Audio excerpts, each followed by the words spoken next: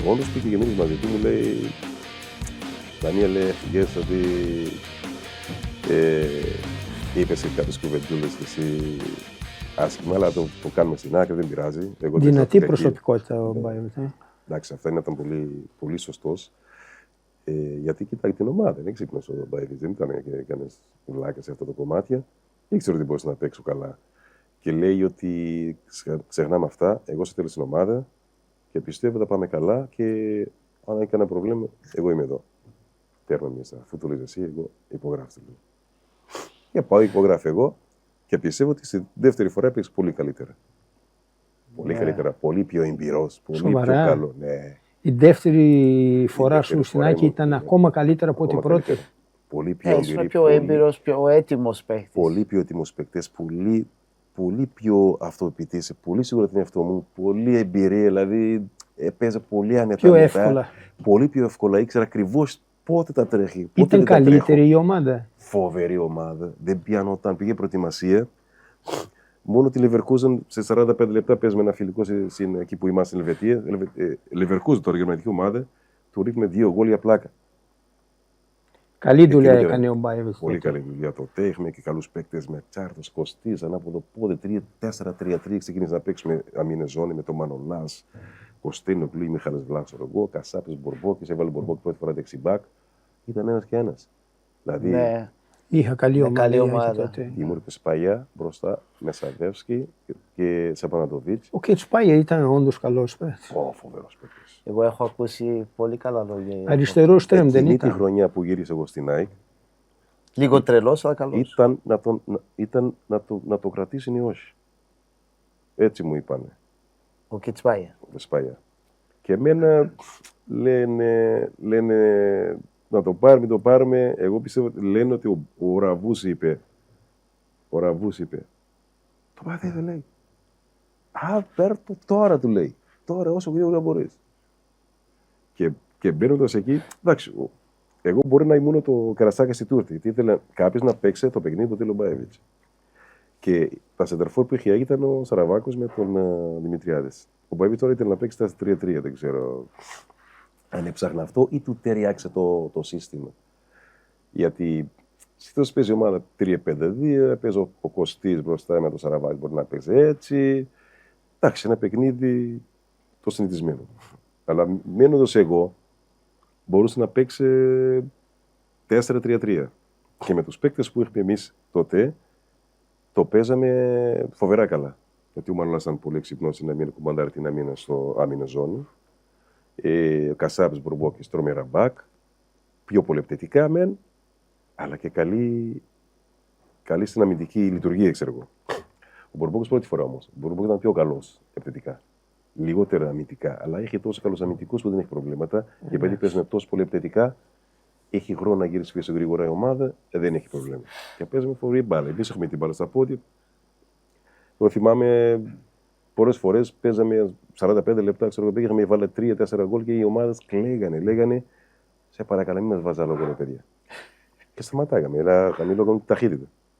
Σταματάγαμε πραγματικά. Ήρεμα, παίζαμε μετά ήρεμα. Αλλά ήταν τόσο καλοί οι παίκτες με προσωπικότητα που η μπάλα πήγαινε έτσι. Άνετα και χαλαρά. Πολύ μπάλα ήταν αυτή η ομάδα.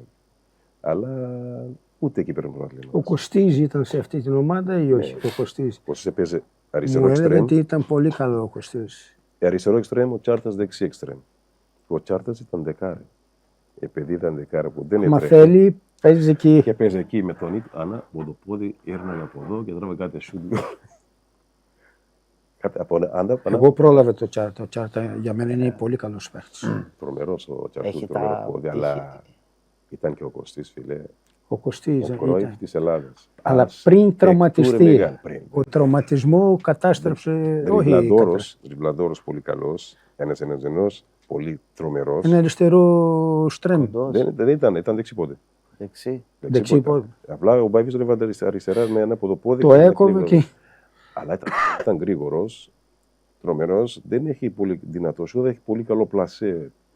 Με τα δύο πόδια, πλασάρε, μπαμ, καλός και στο κεφάλι. Πολύ έξυπνος παίκτης και ομαδικά καλός. Και πολύ καλό παιδί. Καλό παιδί, καλός παράδειγμα. Αλλά ο Τιμούρ Έδινε την πάση στο Τιμούρ στο κέντρο, του πέρνα γκολς. Και δημιουργούσε αμέσως ερευνητική περιουσία στην αντίπαλη ομάδα. Ρήγματα. Δεν μπορείς να ξέρουν πού να πιάνουν μετά. Δεν το πιάνουν, δεν πιανόταν. Ρε. Τότε, σε εκείνη την είχαν 2 χρονιές απίστευτα, ρε παιδιά. Δεν είναι τυχαίο που πήγε στον Νιουκάσελ τότε. Τρομερός παίκτης. Πάταγε γερά, χίνα πατήματα. Με την μπάλα τρέξε 100 χιλιόμετρα και σταμάταγε κατευθείαν. Σταμάταγε και γύρναγε από το γύρνα. Πολύ, πολύ καλός. Τότε είσαι χαρούμενο με την δεύτερη φορά που πέρασε στην ΑΕΚ. Ναι, το κλίμα πολύ διαφορετικά. Τα παιδιά χαρούμενα, περνάγαμε καλά. Έπαιζε ρόλο ο Μπάιεβιτ. Ναι. Έπαιζε πολύ. Όντως αυτός το κάνει την ομάδα όπως τον θέλει αυτός. Κοίτατε, ειδικά είναι καλό σε αυτό, να γίνει καλό κλίμα. Για να φτιάξει την ομάδα, ο προπονητής παίζει μεγάλο ρόλο, το κλίμα και μεγάλο ρόλο παίζει να φτιάχνει μια ομάδα σιγά σιγά. Να παίρνει προσθήκη κάθε χρόνο. Χρειάζομαι αυτό. Χρειάζομαι εδώ τώρα ένας παίκτης. Εκεί. Χρειάζομαι εδώ ένας παίκτης. Αυτό εδώ. Κάνει ο Μπάιεβιτ. Τώρα Ιάκη με τον Ριμπάλντι έχει πάρει 10 παίκτες που παίζει στο κέντρο. Ο Μπάιεβιτ κάνει αυτό. Κάνει ένα. Μαρσέλα, δεν είναι και τόσο δύσκολα τα πράγματα. Άμα ξέρει από μπάλα τώρα, χρειάζομαι παίκτες. Καταρχήν πρέπει να κοιτάς τα συμβόλαια που λήγουν, αυτοί που χρειάζονται να ανανεώνεις. Τους παίκτες που χρειάζεται κάθε τέσσερα, πού πονάμε, εδώ, εκεί. Τι κάνει μεταγραφές που να κάνει. Έχει κάνει 10 μεταγραφές να κάνει. Παίρνει 10 παίκτες που παίζει στο κέντρο, δεν παίζουν και οι 3 πρέπει να παίζει.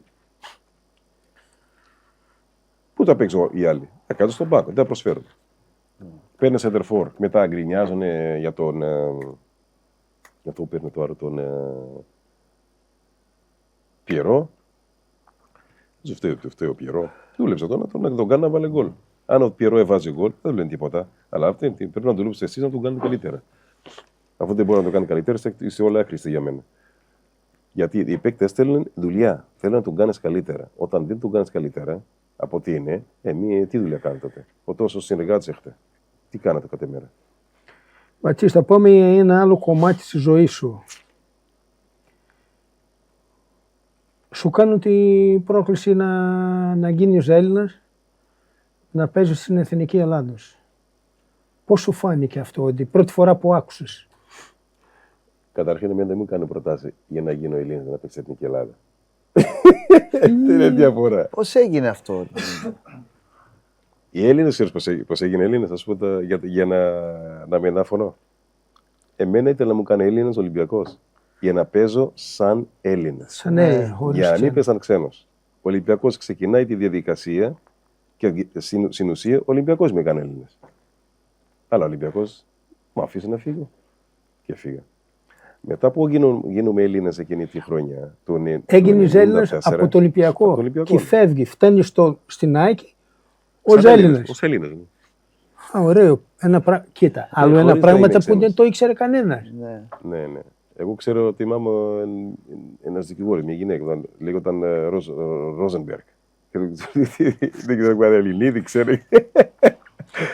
Και αυτή τρέχει μου κάνουν Έλληνα για να παίζω στον Ολυμπιακό σαν Έλληνας. Έλληνας. Να μην γιατί κρατάει θέση δεν έχει γίνει τότε τον υποτέσσε Μπόσμαν. Μπορείς να έπαιξες σαν ξένος. Όσοι ξέρει παίζουν ναι. Τρεις παίζανε. Αλλά πόσους μπορούσε να είχε? Ο Προτάσοφ και ο Λιτόφτσεγκο. Έπαιζε με τον Προτάσοφ? Ναι. Στο Ολυμπιακό? Ναι. Εμένα είναι... Εγώ το μόνο προπονητής τον εγώ τον έχω δει. Εγώ το πρόλαβα. Ο Λέγκ παίξαμε πότε και 3 χρόνια μαζί εκεί. Εγώ όταν ήρθα στην Ελλάδα πήγα να δω ένα παιχνίδι Άικη προοδευτική στο Κορυνταλό. Βρέχει, το γήπεδο το ξέρει, το γήπεδο, άμα βρέχει το γήπεδο, λάσπη. Φεύγω, πρώτη μέρα μου στην Ελλάδα. Φεύγουν όλοι με τα ρούχα όλα λάσπη. Ο Προτάσοφ, λερωμένο, μόνο τα παπούτσια, ούτε τις κάουτσες. Στην προοδευτική, όχι στην Άικη. Ήταν στην προοδευτική. Σου πάρει πες προοδευτική Προτάσοφ, δεν θυμάμαι καν. Ναι. Μιλάμε έφυγε όρθιο, δεν έπεσε ποτέ και χωρίς να έχει ακουμπήσει λάσπη αυτό. Τι λες ρε? Στο λέω. Ρώτα του αυτό το παιχνίδι. Γιατί δεν έτρεχε? Δεν ήταν σαν το Τσάρτα. Γιατί ήταν. Σου λέω, αλλά έπαιζε. Δεν είναι ότι έφυγε από τον αγώνα. Συμμετείχα στον αγώνα, αλλά και ήταν καλά πολύ... έφτασε με κουστούμι. Ήτανε... Τι λες, δεν γίνεται. Ρώτα Εγώ το, να ρώτα παίξω το αυτό το με παιχνίδι. βροχή και λάσπη δεν πρέπει να βγω. Όχι, δεν ξέρω αν είχε βροχή, αλλά γιατί ήταν καλοκαίρι. Είχαν βρέχει το γήπεδο για να είναι λίγο πιο δύσκολο για την Άικη. Για να γλίστρησε το γήπεδο, καταλαβες. Αλλά μιλάμε, ο άνθρωπο... Ο Ουκρανός δεν ήταν. Τι αυτός. Ρώσος ή Ουκρανό, κάτι τέτοιο. Ρώσος, Ουκρανός, δεν ξέρω, δεν θυμάμαι. Τότε η Νομίζω- εποχή ήταν. Όχι, είχε αλλάξει. Είχε αλλάζει. Νομίζω Ουκρανός είναι. Και πες του, η πρώτη φορά που σε καλούν στην εθνική, πώς ένιωσες? Πρώτη φορά που είδα και έγινε χαμός. Παίζουμε με την Φιλανδία του Λίτμανεν στο καυτά τζόγλιο. Ήσουν ο πρώτος ξένος για να παίρνεις στην εθνική Ελλάδος? Ναι. Πρώτο ξένος. Πρώτος. Η ιστορία γράφει γιατί ήμουν ο πρώτος των πρώτων. Και μαύρο. Και μαύρος που Πάμε. έγινε Έλληνες. Σε αγκαλιάζανε ο κόσμος. Ήταν, πού να σου πω, σαν να ήμουν στην πατρίδα μου πραγματικά. Επειδή ήταν πρώτος και δεν ήμουν Έλληνας, δηλαδή γεννημένος, ξέρω εγώ, εδώ ή από Έλληνες γονείς, ξέρω εγώ, ρωτάγανε έξω, τόσα χρόνια παίζω εγώ εδώ, ρωτάγανε τους φίλατλους στον δρόμο και λέει γιατί να μην παίζει, είναι πολύ καλός παίκτες, είναι καλό παιδί, είναι... Ένας μας. Όλος ο κόσμος. Κανένας δεν είπε αρνητικό κουβέντα εγώ για μένα, αλλά και τα παιδιά ήταν του Ολυμπιακός, του Παναθηναϊκού και της ΑΕΚ. Της ΑΕΚ είχα παίξει, με τους άλλους έχω παίξει πολλές φορές αντιπάλους. Φιλαράκι όλοι. Αφού γελάγαμε την ώρα που κάνει απλά και που λέει ένα αποστολάκι που λέγε «Άρε μαύρη διαμάντη». Μπατίστα, νιώσεις Έλληνα? Ναι, πιο πολύ από Πορτογάλος, ναι. Εγώ ξεχάσα τη γλώσσα μου και πολύ, ας πω την αλήθεια. Πολλές φορές μιλάω με τα αδέλφια μου και ψάχνω τις λέξεις να λέω πώς λέγεται αυτά στο Κάμπο Βέρντε, λέω ρε Μανέλ, ξέρω εγώ, τα αδέλφια μου τώρα μιλάω. Και τους λέω κάτι κουβέντες ελληνικά, ή πρέπει να τους πω στα αγγλικά κάπου. Κάτι ξεχάσα, πραγματικά. Και εδώ, επειδή υπάρχει κάτι Βραζιλιάν και καμία φορά μιλάω Πορτογαλέζικα και μιλάω για να μην ξεχάσω και πολύ, από την αλήθεια. Πόσα χρόνια είσαι εδώ? Είμαι εδώ από 80, ήρθε από 85, φύγε και ξαναγύρισε από 86, έμενε από 86. Δηλαδή 40 χρόνια. Πόσο κάνει εσείς που είσαστε 38 χρόνια? 38 χρόνια. 38 Ήρθε και δεν έφυγα ποτέ. Εσύ 38 χρονών, δεν είσαι και εσύ, έτσι φαίνεσαι 38. Σου λείπει Καμποβέρντι, πατρίδα? Κοίτα να δεις, Καμποβέρντι, πατρίδα είναι σαν τα νησιά στην Ελλάδα. Χαίρεσαι να πας διακοπές. Γιατί είναι σαν να είσαι, παραδείγματος Μύκονο, Σαντορίνη κτλ. Δεν μου λείπει σε σχέση με μια πόλη και λέω τα γυρνούσε εκεί. Γιατί δεν έχει και πολλά να κάνεις, πολύ ο λόγος. Όχι, αλλά αντρώθηκε εδώ. Ήρθε 17-18 χρονών. Στην Ευρώπη 16 χρονών. Εντάξει, όλοι θέλουν να πάνε στην πατρίδα τους, όλοι καταλαβαίνουν την πατρίδα σου, ξέρω εγώ, αλλά όταν μαθαίνεις και είσαι σε μια χώρα που περνάς καλά, είσαι αγαπημένος από αυτά που έκανες, έκανες μια ιστορία εδώ και αισθάνομαι καλά. Γι' αυτό και δεν έφυγα εγώ. Εμένα με θέλανε ομάδες από όταν ήμουν εθνικός, στο Βέλγιο, με θέλανε. Είχα μια πρόταση μια φορά από το Ρήνο στην Ιταλία, αλλά τότε ήταν δύσκολο, έπαιζε μόνο 3 ξένους και μου λέγανε τότε πρέπει να φύγει ο Καζαγκράν και δεν έφευγε γιατί έχει συμβόλαιο. Και άμα δεν φεύγει, δεν μπορώ να σε πάρω. Μετά, ξέρεις, στο ποδόσφαιρο, οι ευκαιρίες είναι την ώρα εκεί. Αν περνάς την ευκαιρία, πουθενά. Παίζει μια φορά με την Νότιχαν Φορέστα, με το Ολυμπιακό τρελάτικο προπονητή και μου λέει: τα έχουμε στη νου μας, αν θέλουμε αυτό το παίκτη. Ξέρω εγώ. Λέγανε πολλές ιστορίες, αλλά δεν μπορείς να φύγω ποτέ. Αλλά κακά τα ψέματα. Είναι εύκολο να αγαπήσει την Ελλάδα. Ναι. Είναι εύκολο. Είναι εύκολο να μένει για πάντα εδώ.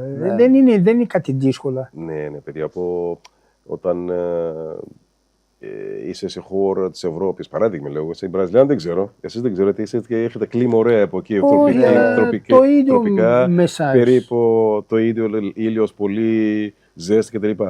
Αλλά όταν στην Ευρώπη με το κρύο, τις αρκούδες που υπάρχει, αν έτσι πολλούς έρχονται εδώ δεν να φύγουν, λογικό είναι. Ναι, σήμερα καλοκαιρινή μέρα, θα μπορούσαμε να πάμε παραλία. Ναι. Και είμαστε κοντά στα Χριστούγεννα, γύρω-γύρω χιονίζει. Εδώ είναι πολύ καλή μέρα ήταν σήμερα. Ναι. Γενικά η Ελλάδα δεν υπάρχει 3 μέρες χωρίς ήλιο. Μπορεί να βρέχει 2,5 μέρες μετά. Λίγο στη Ξάνθη που ήμουνα ήταν ο καιρός. Ναι, υπάρχει μέρα, ας πούμε, στα Γιάννηνα είναι 360 μέρες βροχή. Δεν είναι εύκολα. Ναι, τα Γιάννηνα. Τα Γιάννηνα είναι. Πρέπει να βρέχει, να φέρει λίγο πράσινη λαχανικά. Εντάξει, για να έχουμε. Αλλιώς τι θα φάμε εμείς. Ο πρώτος αγώνας που έπαιζες στο Καφτατζόγλου με τη Φιλανδία. Με την εθνική. Και το πρώτο παιχνίδι που έπαιζε έβαλε γκολ. Έβαλε γκολ και κερδίσαμε την Φιλανδία που ήταν με την Λέτμαντ το τέλειο, καλή ομάδα. Έκανε και εγώ με την πρώτη εμφάνιση. Και ήταν το πρώτο παιχνίδι μετά το Μουντιάλ της Αμερικής. Και στο Μουντιάλ εσείς πήγατε. Εγώ δεν πήγα στο Μουντιάλ. Θα μπορούσε να πάω, αλλά δεν με καλέσε ως συγχαρημένος τότε ο προπονητής, ο Παναγούλη. Θα μπορούσε να με καλέσει, γιατί είχα γίνει Έλληνα. Θα δεν με καλέσε. Τέλος πάντων, παίζοντας το παιχνίδι του Καρασκάκη στο Καφτατζόγλιο, κερδίζαμε. Έχει βάλει όλους καινούριους παίκτες. Ο μόνος νομίζω που ήταν ο Αποστολάκης, Μαχλάς και δεν θυμάμαι άλλος. Μπορεί και ο Τσαλοκύρης, δεν ξέρω. Που ήταν στην εθνική. Όλοι οι άλλοι έξω. Και ήρθαν όλοι καινούργια παιδιά. Κωστής, Τσάρτας, Τουρσουνίδης, Ζαγοράκης, Βρίζας. Ποιο άλλο που παίζουμε τότε. Μετά Αντματζίδης, Κασάπιδες και τέτοια. Καλή ομάδα. Και παίζαμε εκεί, τους ρίχνουν 4 γκολ. Και γράψαν την άλλη μέρα. Αυτή είναι η εθνική του Μουντιάλ. Μπατσιστό, μετά από 1 ώρα και μισή, έχει κάτι να πεις που δεν είπα, δεν ρωτήσαμε, θα ήθελες εσύ να εκφράζεις. Τι να εκφράζω, φίλε. Άμα σκεφτείτε κάτι να μου πείτε, εκφράζω. Πέρασες καλά με αυτή την κουβέντα. Ωραία κουβέντα είχαμε. Εγώ δεν πάω πολύ να μιλήσω, δεν θέλω να εκθέσω κανένα στην Ελλάδα. Ό,τι πεις για τις ομάδες, παραδείγμα, παρεξηγούνται ο κόσμος. Αλλά δεν ξέρω ότι. Είναι κακή. Πρέπει να είσαι και λίγο ειλικρινής. Δεν πρέπει να είσαι τώρα να μιλάς και να υποστηρίζεις ή τον Ολυμπιακός ή την ΑΕΚ για να μπορεί να σε αγαπήσουν οι φίλατλοι. Οι φίλατλοι θα σε αγαπήσουν με αυτά που έχεις προσφέρει και επειδή είσαι ειλικρινής και επειδή δεν έχεις προκαλέσει κανένας στην καριέρα σου, γιατί εγώ πιστεύω ότι ήμουν και πολύ καλός με τους συμπαίκτες μου, δεν ζηλεύε κανένας, ίσα-ίσα που θέλω πάντα να βοηθήσω και τους πιο μικρούς και τους πιο καλούς και τους μεγάλους, κάνουμε παρέα και δεν ζηλεύε κανένας.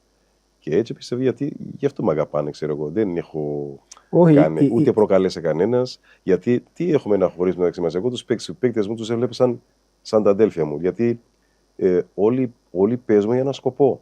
Να κερδίζουμε όλα όταν κερδίζουμε. Χάνουμε όλα όταν χάνουμε. Και αν δεν υποστηρίζουμε ένα στον άλλο, δεν πώς θα φτιάξει ομάδα. Ναι. Γι' αυτό και η ΑΕΚ τότε έχει καλή ομάδα για μένα προσωπικά. Η ΑΕΚ έχει πολύ καλό κλίμα. Μιλάγαμε, γελάγαμε, μπορούμε να πίνουμε και καφέ μαζί, είμαστε ενωμένοι. Ο Ολυμπιακός τότε που ήμουν δεν ήμασταν. Ο κάθε ένα ήθελε να βγάλει τα μάτια των άλλων. Εγώ ήμουν σε χώρο στη γωνία μου. Δεν υποστηρίζει, δεν κανένας υποστηρίζει. Είναι πιο δύσκολο να πετυχαίνεις όταν είναι έτσι το κλίμα. Και πιστεύω αυτό το κλίμα το φτιάχνει ο προπονητής. Ο προπονητής είναι αυτός. Γιατί αυτός είναι ο αρχηγός, αυτός πρέπει να κάνει κουμάντο, αυτός πρέπει να δίνει το σύνθημα. Τι θέλει να κάνω, αυτός είναι ο μαέστρο. Αυτός είναι ο μαέστρο. Αν δεν το καταφέρει, δεν είναι καλός προπονητής, παιδιά. Γι' αυτό ο Μπαϊβίτς ήταν έτσι και ήταν σεβαστός. Δεν ήταν και πολύ κουβέντα ο Μπαϊβίτς, ήταν και ειλικρινής για μένα. Ήταν σκληρός, αλλά σωστός. Σωστός όμως. Και δεν υπάρχει κάποιος να πάρει τη φανελά για να πάει σπίτι. Αυτό ήταν το πιο σημαντικό για μένα. Δουλεύεις και παίζεις. Δεν πας να είσαι ο καλύτερος παίκτης. Δεν είσαι καλή κατάσταση. Εμένα μου έχει πάρει στον μπάγκα πολλές φορές. Αρκετές φορές. Όχι αρκετές φορές, αλλά όταν δεν ήμουν καλά. Είχα στον μπάγκα. Αλλά ήξερα όμως ότι δεν ήμουν καλά. Ναι. Αυτό είναι σωστό όμως.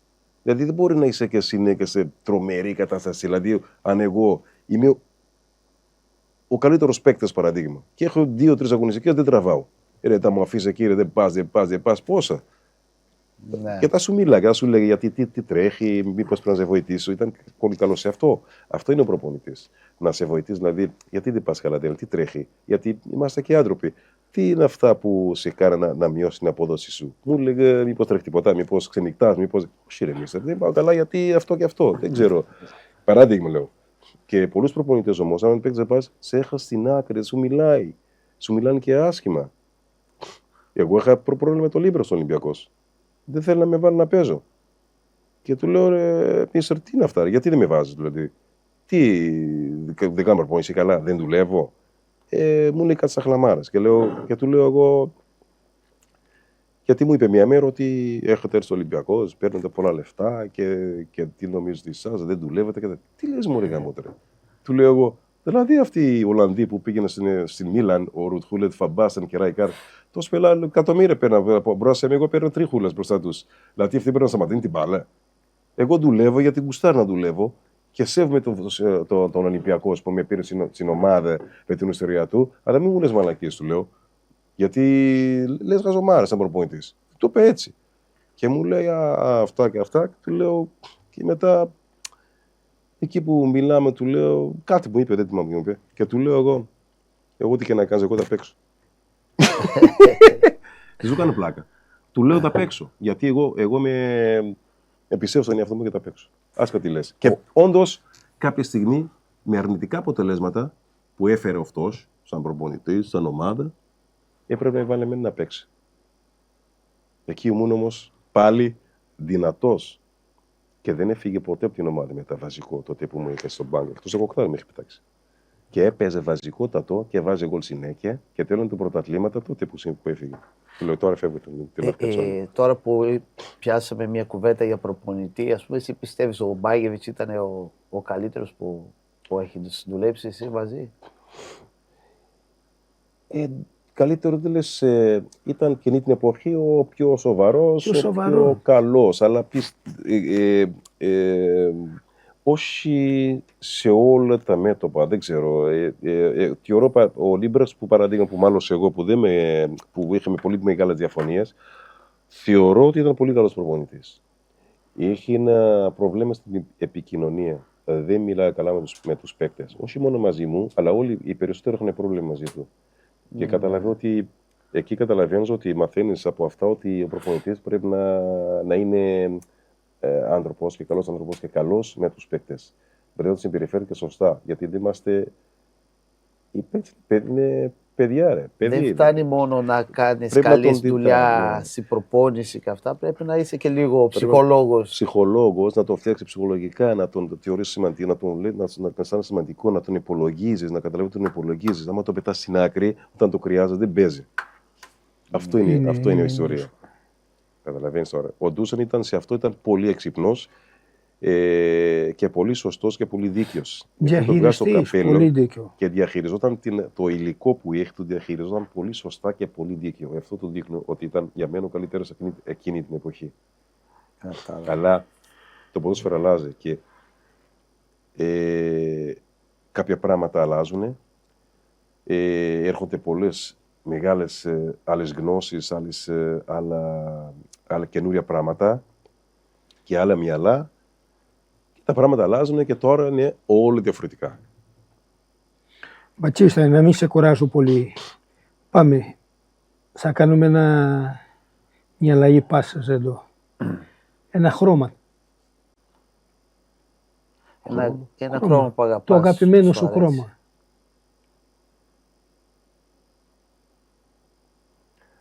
Άσπρο-μαύρο νομίζω. Το άσπρο ή το μαύρο? Το άσπρο ή το μαύρο. Σ' αρέσει? Μ' αρέσει το άσπρο. Άσπρο. Ένα αυτοκίνητο?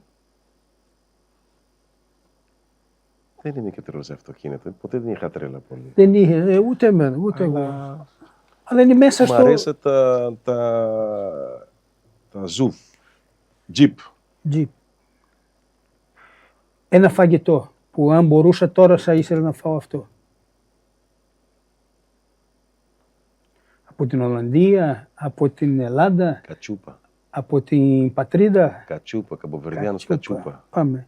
Είναι τρομερό και έχει όλα τα ίχνοστοιχεία, πρωτεΐν, υδατάτες, τα πάντα, όλα αυτά που μεγάλωσαν στο Καμποβέρντε. Είναι με καλαμπόκια. Με κρέα. Με καλαμπόκια, ή μπορεί να πάρει με κρέα ή ψάρι, με λαχανικά, έχει τα πάντα μέσα. Ήταν φάγια της Καμποβέρντε με μια κατσαρόλα, όλοι οι οικογένειες είχαν μια κατσαρόλα τόσο.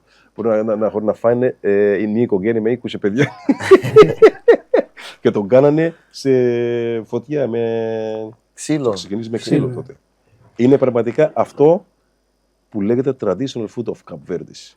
Okay. Κατσούπα. Ένα είδωλο στο ποδόσφαιρο. Johan Cruyff. Cruyff. Ένα μέρος. Εάν λέει θα πας να περάσεις διακοπές, πού?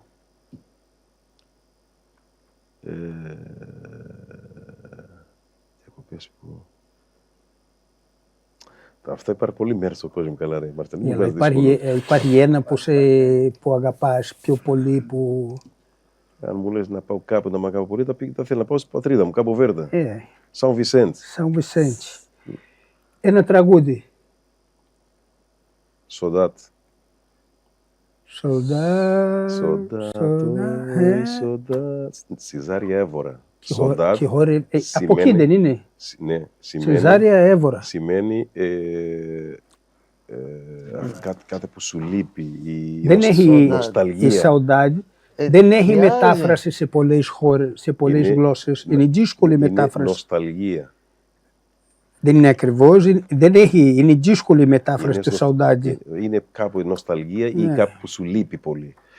Γιατί το τραγούδι του Σεζάρια βασιζόταν στο πόνο των Καμποβερδιάνων, γιατί οι Καμποβερδιάνοι πρέπει να φύγει οι πατεράδες στα καράβια, στο εξωτερικό, για να ταΐζουν την οικογένεια. Και φεύγανε και μπορεί να περάσουν χρόνια να γυρίζουν. Τότε ήταν πιο δύσκολα. Τι κάνανε, κατέβαιναν οι γυναίκες πίσω, μεγαλώνουν στα παιδιά. Αυτά έκανε και η μάνα μου.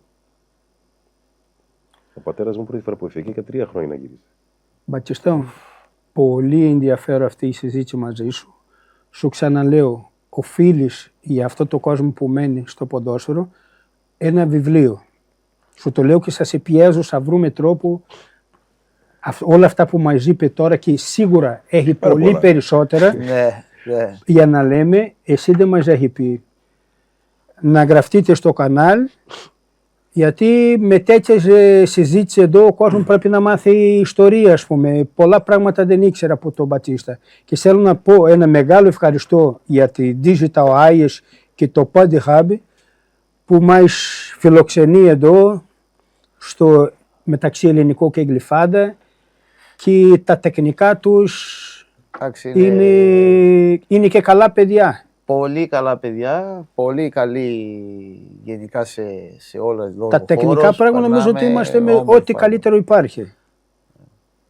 Άρα πώς σου ήρθε αυτή η ιδέα να κάνεις συνέντευξη σε ποδοσφαιριστές ή γνωστές άνθρωποι του αθλητισμού? Ξέρετε, εμείς περνάμε πολύ, ας πούμε, όταν παίζουμε μπάλα κτλ.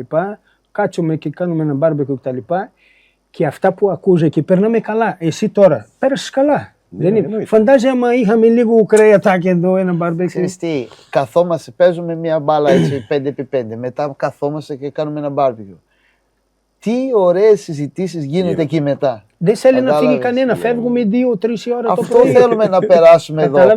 Δηλαδή αυτό, μια ωραία συζήτηση, να λέμε την ιστορία, να λες την ιστορία σου εδώ που είναι πολύ ενδιαφέρον. Το μισό εγώ δεν το ήξερα.